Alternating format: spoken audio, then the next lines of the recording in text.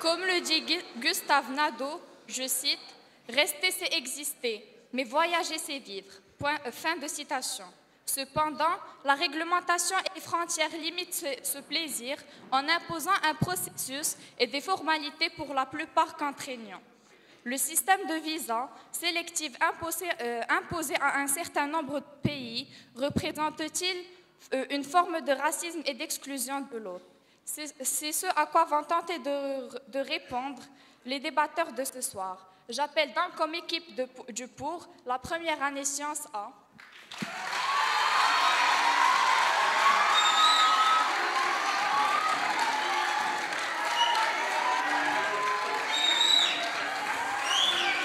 Et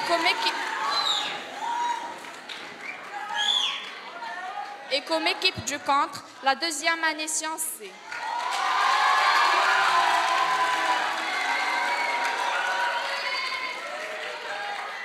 Je vous prie également d'applaudir les membres du jury composé de Madame Ella Raki, Madame Simari et Monsieur Talal.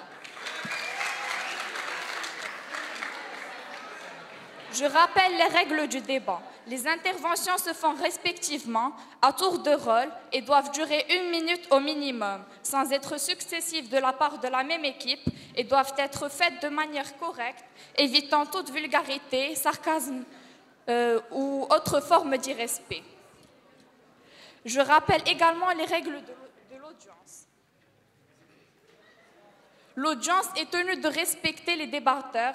Pour ce faire, il faut respecter les règles ci-après.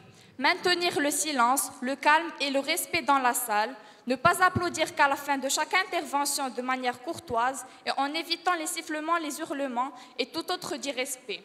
Interdiction de quitter la salle avant la délibération du jury. Ne pas monter sur scène à la fin du débat et interdiction d'utiliser les téléphones portables. J'invite Monsieur Talal afin de tirer au sort la classe qui va commencer.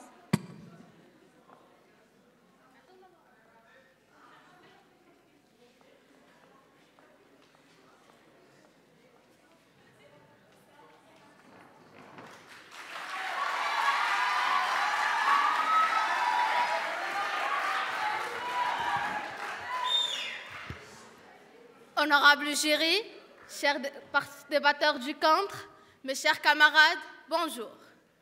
Aujourd'hui, nous sommes tous réunis pour discuter l'un des sujets les plus importants à l'heure actuelle.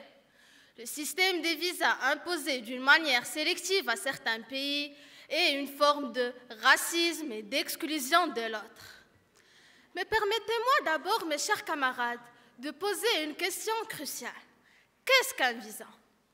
Eh bien, elle est définie partout et par tous comme un cachet authentique valant autorisation de séjour apposé sur un passeport par les représentants diplomatiques, ambassades, consulats ou représentants des pays dans lesquels se désire rendre le demandeur.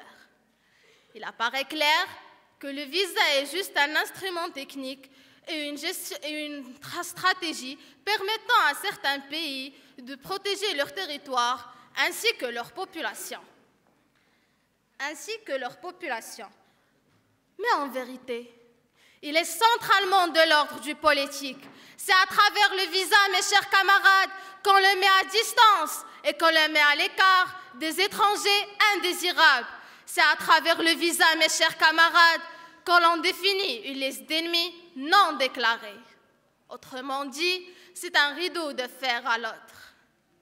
Si le demandeur est ressortissant d'un pays considéré comme pays à risque, d'après les critères de la commission de visa, il est soumis à un visa obligatoire, quel que soit son niveau intellectuel, quelles que soient ses qualités personnelles, quelles que soient les valeurs qui régissent sa vie.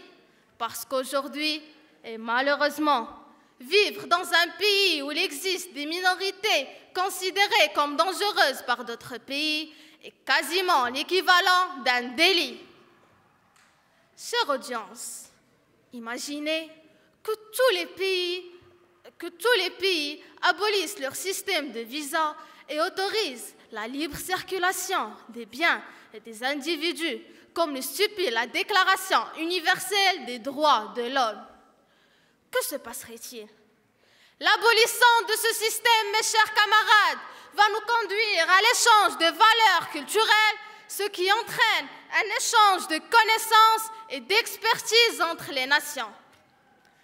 Mes chers camarades, imaginez un monde où règne la fraternité, l'équité sociale, la cohabitation, l'égalité des chances et la prospérité sur la planète. Mais attendez, chers camarades, ce n'est qu'un rêve. On est encore loin de ce monde. Nous vivons plutôt dans un monde riche en inégalité, rejet, exclusion et bien évidemment en discrimination sociale. On est alors conduit à rebours vers la question de savoir si le visa sanctionne un individu en particulier ou bien est juste un instrument de relation entre les États. Merci.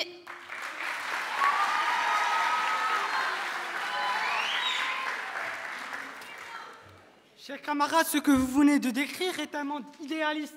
Or, aujourd'hui, nous vivons dans un monde réaliste. Monsieur le directeur, honorable jury, cher auditoire, bonsoir. Aujourd'hui, nous sommes très ravis, car on va pouvoir débattre d'un sujet, comment dirais-je, le sujet du siècle, un sujet d'actualité, un sujet qui a créé la zizanie, la polémique et a envenimé les esprits simples. Ne le niez pas, chers camarades, aujourd'hui, ce sujet est le sujet à débattre. Oui, je l'avoue. Il paraît qu'à première vue, vous ne serez sûrement pas éblouis par ce sujet, puisque franchement, il pose une question apparemment évidente. Mais nous, partisans du contre, pensions que nous étions en train de regarder le doigt du sage au lieu de regarder la lune. Donc, on s'est mis à la décortication méticuleuse du sujet, afin d'en apercevoir l'essence même. Et après de nombreuses recherches, on est arrivé à une conclusion étonnante. Le sujet est même plus simple qu'il paraît. Donc, en fin de compte, on a accepté de jouer le jeu et ainsi répondre le plus simplement possible à cette action. Alors, chers camarades, commençons par définir le racisme et l'exclusion de l'autre. Le racisme, c'est un schéma de pensée. Le racisme, avant tout, c'est des actes, des comportements qui visent en premier lieu à priver l'autre de ses droits légitimes, ce qui impliquerait une exclusion illégale et injuste selon la Charte des droits de l'homme. Or, et malheureusement pour vous, chers camarades, notre sujet aujourd'hui est spécifiquement lié à la législation internationale qui veille avant tout à la sécurité, à la quiétude et à la sauvegarde de l'intégrité des pays. Chers camarades, il est inacceptable de commettre pareil amalgame, car on risquerait de mal interpréter ce qui se passe dans le monde et ce qui aide à mieux gérer les relations entre les nations. Chers camarades, chère audience, aujourd'hui, mes camarades et moi vous démontrerons par des arguments d'autorité et par la logique et l'objectivité que toute confusion concernant ce sujet n'est due qu'à l'amalgame entre deux lois différentes et au manque d'un système. Pardonnez-moi. Et au manque d'un système.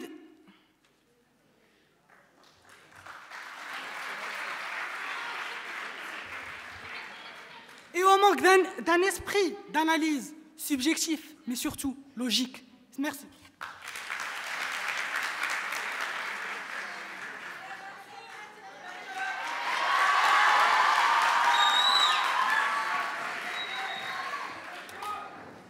Chers camarades, avant de nous avancer plus dans ce débat, un petit retour en arrière s'impose. Oui, revenons vers l'histoire avec un grand H, car elle seule a la capacité d'illuminer la multitude de facettes de ce sujet et de les révéler sous un jour nouveau. C'est l'histoire qui, en plus de nous rapporter des faits, rapporte les gestes, les pensées, mais aussi les doutes et les certitudes de ceux qui nous ont précédés de bien des années. Elle rapporte aussi les injustices et l'asservissement de certains peuples vis-à-vis d'autres. Ce fut exactement ce qui se passa entre les pays du Maghreb et les puissances coloniales. Nos ancêtres n'ont-ils pas combattu pour la France, que ce soit durant la Deuxième Guerre mondiale ou la guerre du Vietnam? La France de l'après-guerre, détruite et délabrée, n'a-t-elle pas fait appel à ces immigrés maghrébins qui aujourd'hui la dérangent? Oui, mes amis, après avoir été appelés dans ces pays que nous avons servis, nous écopons maintenant, nous les Maghrébins, du statut des indésirables et des intouchables. Racisme. Comme l'a si bien dit l'humoriste maroco-algérien Malik Bentelha, mon père est venu en France en croyant que les rues étaient pavées d'or. Il s'est rendu compte qu'elles ne l'étaient pas. et n'était pas pavé du tout. En fait, on attendait de lui qu'il pose ses pavés. Pensez-vous que nous sommes violents? Oui, peut-être, mais ce sont les dires de l'histoire et pas les nôtres. Aujourd'hui, il nous impose un visa, sans lequel nous ne pouvons prétendre voyager vers ces pays qui autrefois avaient besoin de nous pour les reconstruire. Chers camarades, l'Amir Abdelkader avait dit « Ne demandez jamais quelle est l'origine d'un homme. Interrogez plutôt sa vie et vous saurez qui il est. » Ce système n'interroge pas la vie d'un homme, mais demande bel et bien ses origines. Mais en fait, j'y pense. Ne serait-ce pas du racisme? Et juste pour ajouter, ce n'est pas le visa qui contrôle la sécurité, mais plutôt c'est la douane. S'il vous plaît, faites attention.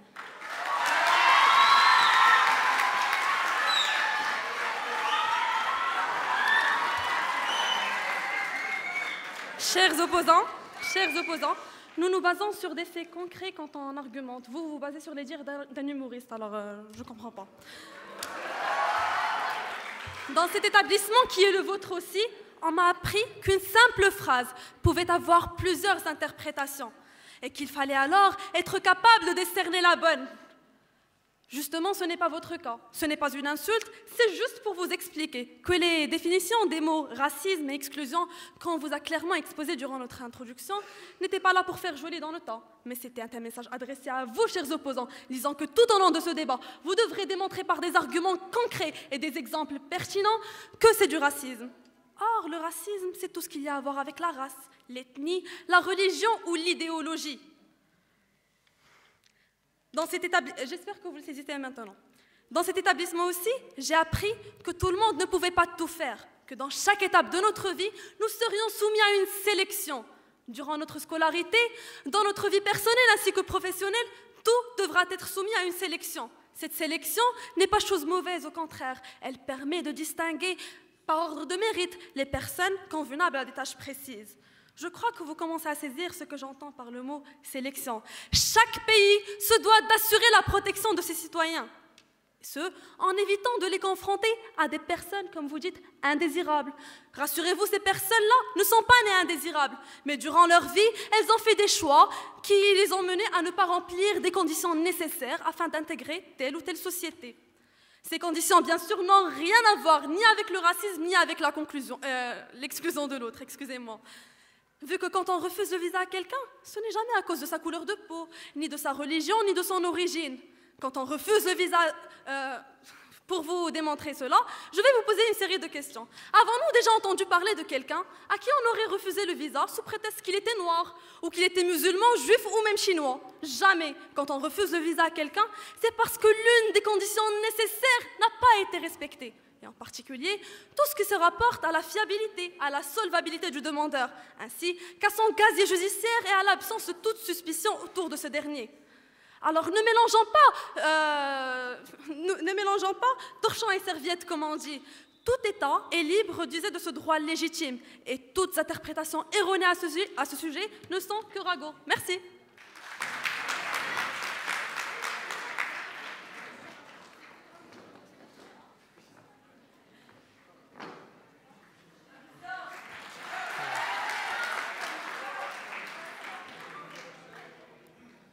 Honorable jury, chers camarades et partisans du contre, c'est à travers le visa que l'on définit entre les pays de l'espace Schengen une liste d'ennemis non déclarés mais dont on tient à se protéger.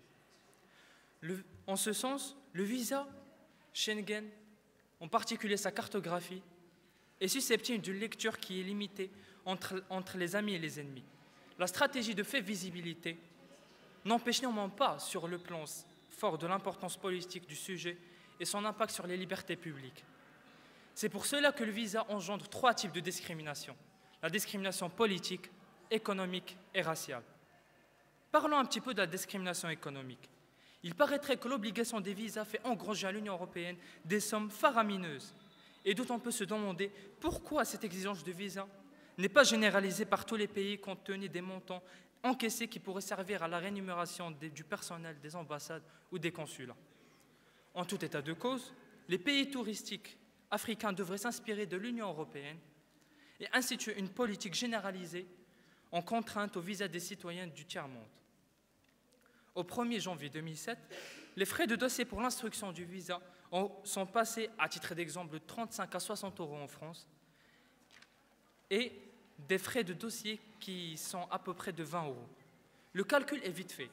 L'espace Schengen reçoit 12 millions de demandeurs par an, soit qui paient 80 € chacun. Le montant de l'apport visa s'élève donc, mesdames et messieurs, à la somme vertigineuse d'environ 1 milliard d'euros annuellement, versés directement au budget des États européens.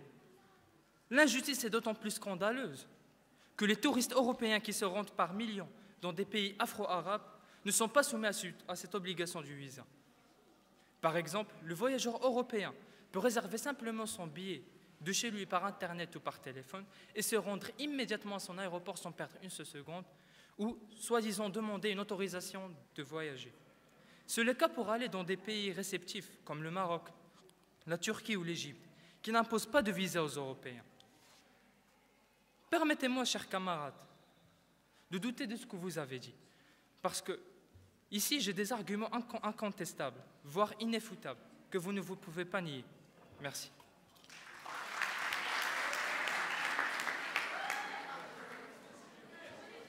Chers opposants, si en 2 minutes il fallait résumer l'outrance, la démagogie et le vrai visage de votre équipe, vous venez de le démontrer parfaitement. Suggérer que l'obtention sélective du visa est une forme de racisme montre à quel point vous ignorez la vraie vision de cette politique, qui se rapporte directement au sujet de l'immigration, qui se doit d'être raisonnable. Car au moment où j'ouvre les portes de mon pays, sans prendre en compte la situation financière de l'immigrant, ses antécédents juridiques, son environnement social, la situation économique et démographique de ma région, alors je participe de manière absolue à la déstabilisation massive du système de protection sociale. Et donc, souhaitons la bienvenue au chômage, aux réductions salariales et aux crises financières. Cependant, au lieu de réfléchir 1000 fois à la question, vous sautiez sur vos chaises, criant racisme, racisme, racisme. Mais non, mesdames et messieurs, je ne suis pas un raciste, je ne suis pas un sexiste, je ne suis pas un homophobe, je ne suis pas un antisémite. Je suis quelqu'un qui, avec un peu de bon sens, a su s'apercevoir que le problème de l'obtention sélective du visa est un problème économique, non pas ethnique ou religieux. Et d'ailleurs, comme je le dis toujours, le miroir n'est pas coupable de la laideur de celui qui s'y regarde. Quand on a, mesdames et messieurs, 5 millions de chômeurs dans un pays, 9 millions de pauvres, 2 millions de citoyens qui attendent un logement social, comme c'est le cas en France, en Belgique, en Espagne, au Portugal, en Allemagne, mais aussi en Grèce. Comment peut-on envisager de continuer à accueillir des étrangers sans contrôle d'identité, sans suivi social ou financier et sans visa? Bref, chers opposants, il me semble que je le dis et que je le redis à maintes reprises.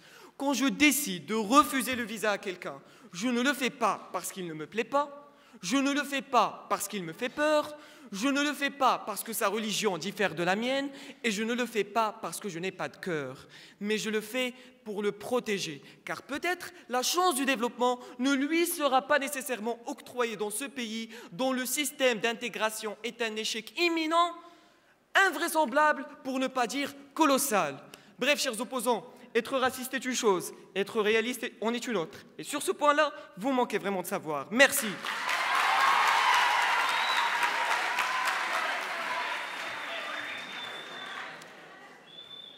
Chers camarades partisans du contre, pourquoi évoquez-vous la question des migrants? Je ne vois pas l'intérêt. Honorable jury, chers camarades, depuis janvier dernier, plus de 100 000 personnes sont arrivées sur les côtés grecs et italiennes et plus de 1500 sont mortes au cours de la traversée. Les migrants mettent leur vie de plus en plus en danger pour profiter de l'article 13 de la Déclaration universelle des droits de l'homme, qui est censé garantir le droit à toute personne de circuler librement, je souligne librement, et de choisir sa résidence à l'intérieur d'un État, ainsi que toute personne a le droit de quitter son pays, y compris le sien, et d'y revenir. Alors, où est-elle cette liberté de choisir le lieu de notre résidence? Où est-elle cette liberté de circulation? Nous vivons dans un monde où on impose une contrainte qui limite la circulation de l'individu. Sachant que ces pays hyper protectionnistes sont bien ceux qui défendent les droits de l'homme. C'est les droits de l'homme. Vous vous rendez compte, mes chers camarades, sur quelle planète nous vivons? Un monde qui vous incite à respecter les droits de l'homme, mais tout en participant à son exclusion. Alors, comment pouvez-vous défendre, mes chers camarades, cette incohérence qui met fin à notre liberté individuelle ainsi que la vôtre? Merci, je vous cède la parole.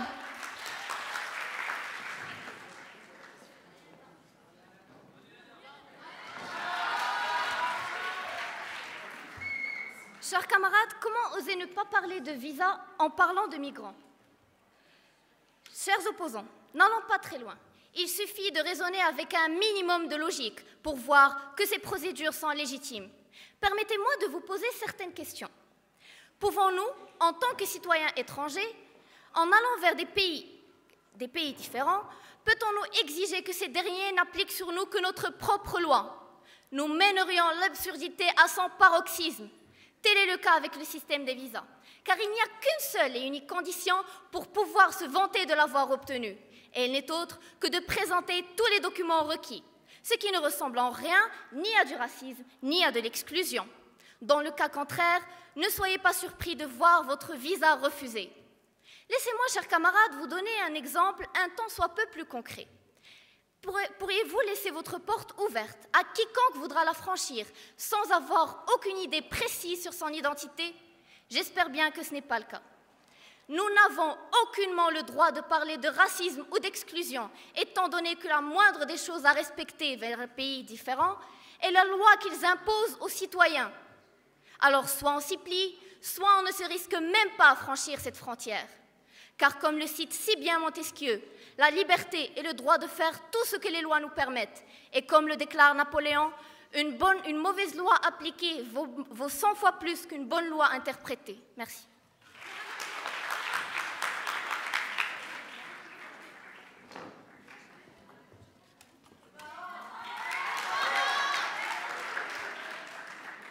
Vous confondez, chers camarades, entre le visa et les frontières.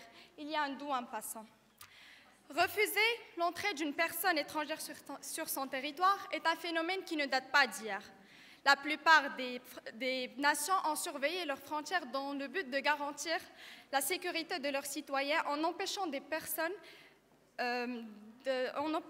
l'accès des personnes dans leur pays susceptibles de leur nuire. Mais par le passé, chers camarades, ces gens avaient au moins la décence de vous laisser arriver jusqu'à les frontières, de vous parler, de vous voir, au moins d'évaluer votre situation en tant qu'être humain. Aujourd'hui, les pays qui imposent le visa vous arrêtent alors que vous êtes encore dans votre pays. Restez où vous êtes, faites une demande et on verra. C'est à se demander s'ils ne traitent pas les autres comme des intouchables, des parias. Et ensuite, ils traitent votre dossier en se basant sur des documents en somme craignantes et décourageantes.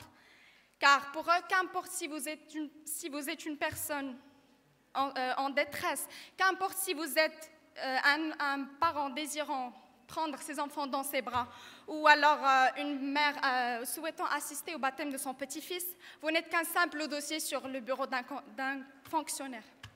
Pas encore. C'est une affaire de sécurité nationale, me direz-vous. Mais lorsque ce pays délègue le traitement de votre demande de visa à une entreprise privée telle que VFS Contact ou TLS Global qui vous saigne à blanc, quand vous prenez rendez-vous par l'intermédiaire d'un centre d'appel tel qu'Abidjan, Yaoundé ou Dakar, quand votre dossier se fait à Dubaï, en Grande-Bretagne, en Algérie ou en Turquie, quand pour avoir des informations sur votre dossier, vous devrez appeler un numéro surtaxé qui vous fera languir pendant un quart d'heure pour vous passer une opératrice malgache qui vous confirme enfin que c'est en cours. Sans plus de précision. Quand on arrive à ce point, cela devient ridicule. Vous ne voyez toujours pas de discrimination?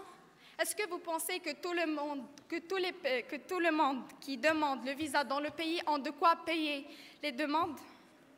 Oui, Oui, chers camarades, l'octroi de visa est désormais réservé à une élite sociale, les nantis. J'accuse donc ce pays de discrimination économique pure et simple. Merci.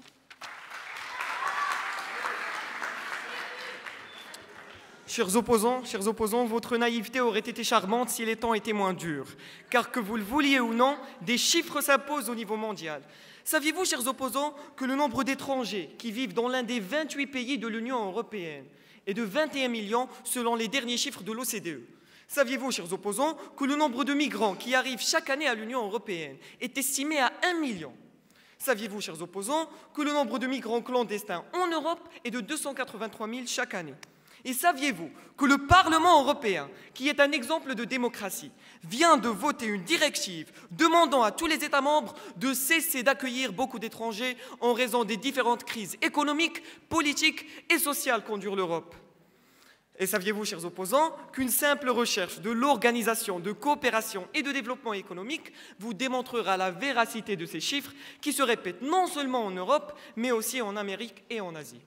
Tout cela pour revenir à mon point de départ, mesdames et messieurs, et vous redire qu'on ne peut pas donner le visa à tout le monde.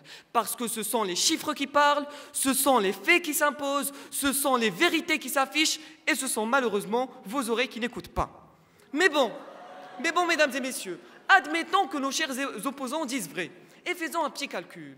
Disons d'ici 2030, 21 millions plus 1 283 000 multiplié par 15 nous donne 40 285 000, auquel on ajoute 508 millions, ce qui représente le nombre de citoyens qui vivent en Europe, un total de 548 245 000.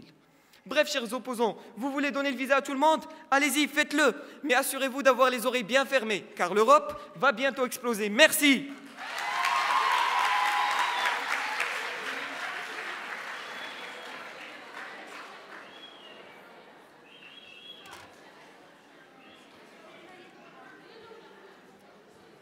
Avec tout notre respect, ici on analyse le sujet et non nos oreilles. Bref, comme je l'avais dit précédemment, le visa a engendré 3 types de discrimination: politique, raciale et économique.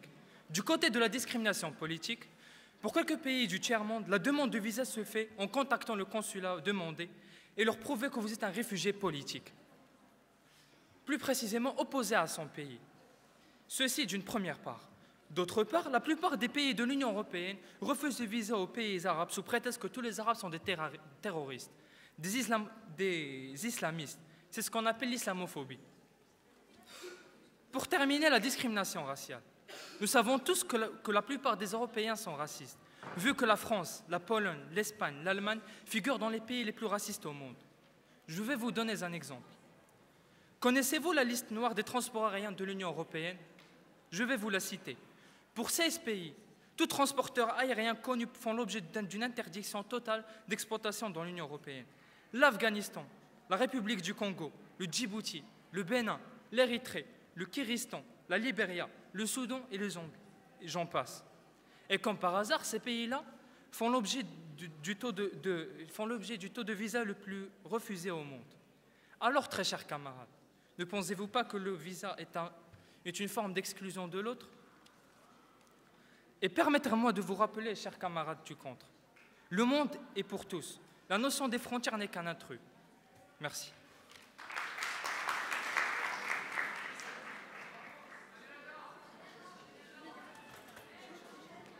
Chers camarades, jusque-là, ce que vous nous avez exposé sont des interprétations erronées. Et laissez-moi vous rappeler que jusque-là, le visa, on ne peut pas parler de visa sans parler de frontières, car sans visa, il n'y a pas de frontières. Passons. Il est indéniable que notre monde actuel est en train de vivre une véritable situation de paranoïa vis-à-vis des terroristes, et ce, principalement après l'incident du célèbre 11 septembre. Depuis ce jour, les pays développés sont devenus de plus en plus stricts concernant les permis d'accès ou les visas, principalement à l'égard des citoyens ressortissants des pays tiers-mondistes. Chaque pays a pour but principal de préserver la sécurité intérieure en éliminant toute menace potentielle, et ce, en commençant par le tout début, c'est-à-dire contrôler rigoureusement les frontières d'une part, et d'autre part, imposer un système légitime de visa selon les conventions internationales aux pays mis en cause. Par conséquent, tout individu ayant un casier judiciaire ou simplement suspect devrait être contrôlé de façon plus minutieuse que tout autre, même si ce dernier présente tous les documents requis, sans que cela soit interprété comme une quelconque forme de racisme ou de visa, car c'est la responsabilité de tout pays de garantir à leurs citoyens la sécurité intérieure. Il est impossible de compter le nombre de criminels qui sont en cavale dans des pays qui ne demandent pas de visa. Ces derniers peuvent sévir où bon leur semble, faisant ainsi plus de victimes, sémant la terreur et le trouble, ce qui met la stabilité du pays en péril, principalement actuellement avec ces afflux de migrants, parmi lesquels se faufilent bon nombre de terroristes, dont les intentions sont connues de tous, et les exemples ne manquent pas. Chers opposants, n'allons pas très loin.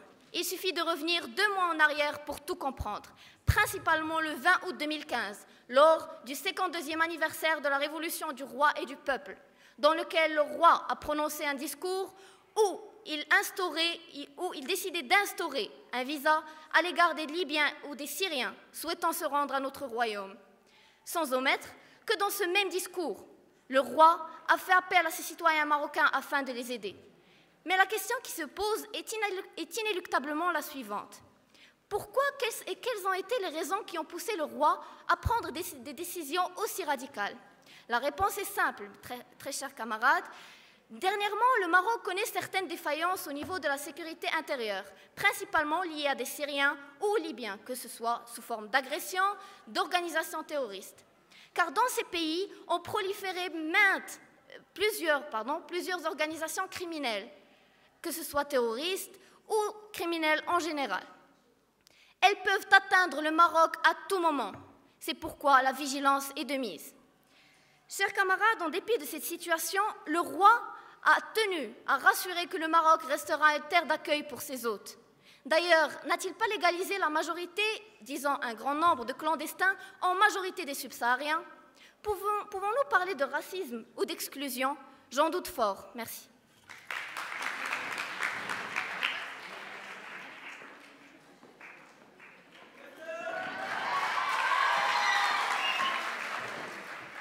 Chers camarades, le Maroc qui n'impose pas de visa a vécu que 2 attentats pendant 10 ans, alors que la France qui l'impose a vécu 10 attentats pendant une courte durée. Bon, passons. Chers partisans du contre, ce visa que vous défendez avec autant de vigueur et que vous prétendez être un mal nécessaire est une gigantesque machination mise en place par les pays développés dans les mains desquels repose la majeure partie de l'économie mondiale. Pour pouvoir aller dans ces pays, il faut passer par beaucoup de procédures que vous semblez trouver normales. Donc, il est clair qu'on n'a pas le droit de libre circulation en ce qui concerne ces pays. Pendant ce temps, eux trouvent normal de réclamer le libre-échange. Définition du libre-échange, c'est un principe visant à favoriser le développement du commerce international en supprimant les barrières douanières et les réglementations nationales susceptibles de restreindre l'importation du bien et des services. Résumons, il est nécessaire d'avoir un visa pour pouvoir circuler dans ces pays. Il n'est pas nécessaire pour ces pays d'avoir un accord pour que leurs produits traversent nos frontières. Mesdames et messieurs, on voit bien qui tient les rênes de ce monde. Bon, parlons d'autre chose. Vous êtes de 2e année, donc vous passez le baccalauréat cette année. Ça doit être stressant, mais il faut tenir bon et avoir du courage. Ce n'est jamais facile. Bon, je me perds là. Oui, voilà. Nous voulions vous demander si vous comptiez postuler pour des écoles à l'étranger, notamment en Europe. Ils ont de bons choix de carrière apparemment. Mais pour y aller, il va vous falloir un visa, parce que vous êtes marocain. Vous auriez été américain, votre passeport aurait suffi. Mais vous êtes marocain, maghrébin, arabe et africain. Oh mon Dieu, mais ne serait-ce pas du racisme? Pensez-vous, chers camarades, que vous êtes inférieurs de quelque manière que ce soit par rapport à un Américain? Êtes-vous inapte physiquement ou mentalement par rapport à lui? Êtes-vous moins intelligent? Êtes-vous moins instruit? Êtes-vous moins cultivé? Êtes-vous moins apte? Êtes-vous moins humain? Non, vous n'êtes tout simplement pas américain.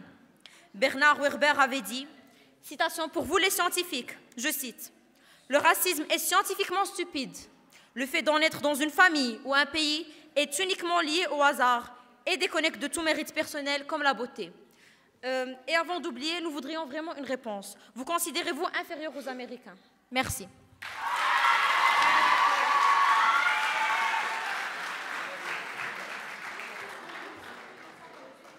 À l'Allemagne, ce pays béni par les dieux, ce pays qui s'est montré magnanime envers les migrants. À l'Allemagne, ce pays qui s'est montré magnanime envers les migrants. Et dont la chancelière a été décrite comme Mère Teresa des réfugiés. Ces derniers, démunis et loin de leur pays, ont trouvé en Munich et en Dresde leur nouveau foyer. L'Allemagne, contrairement aux pays du Golfe, s'apprête à accueillir environ 800 000 demandeurs d'asile sans aucun visa. Et je dis bien sans aucun visa. Et à débloquer environ 6 milliards d'euros pour les réfugiés. Donc la question qu'il faut se poser aujourd'hui est pourquoi l'Allemagne se montre aussi gracieuse envers une autre race. La question démographique s'avère primordiale pour expliquer cette politique d'accueil. La dénatalité allemande pose problème. Eh bien oui, il existe des problèmes en Allemagne.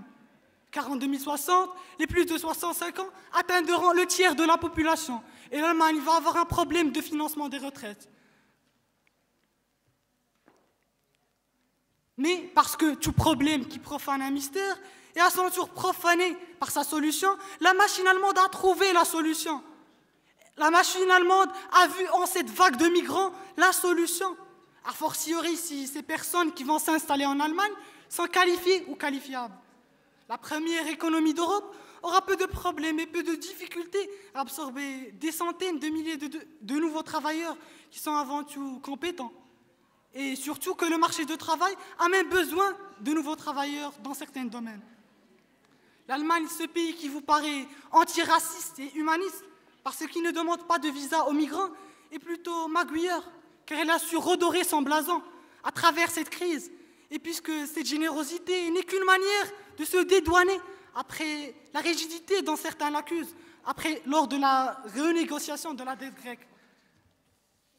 Par ailleurs, n'oublions pas, chers camarades, que l'Allemagne a même revu cette politique soi-disant généreuse et humaniste lorsque l'afflux est devenu trop important. Alors nous espérons qu'après cette analyse logique, vous pourriez constater que ce système de visa n'a rien à voir avec le schéma et le racisme, le schéma du racisme et l'exclusion de l'autre, et qu'il demeure une stratégie économique et une diplomatie politique. Merci.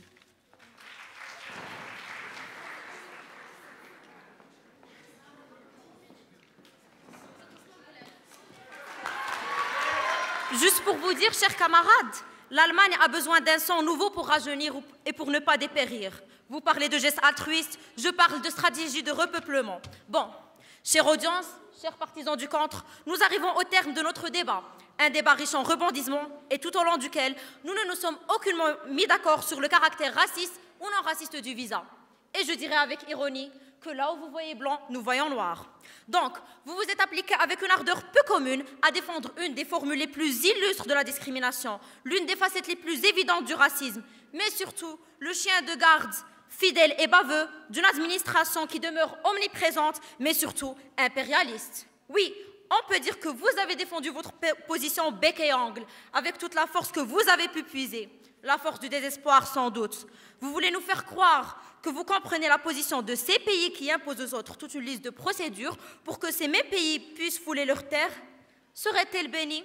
Vous trouvez sincèrement que leur position est légitime?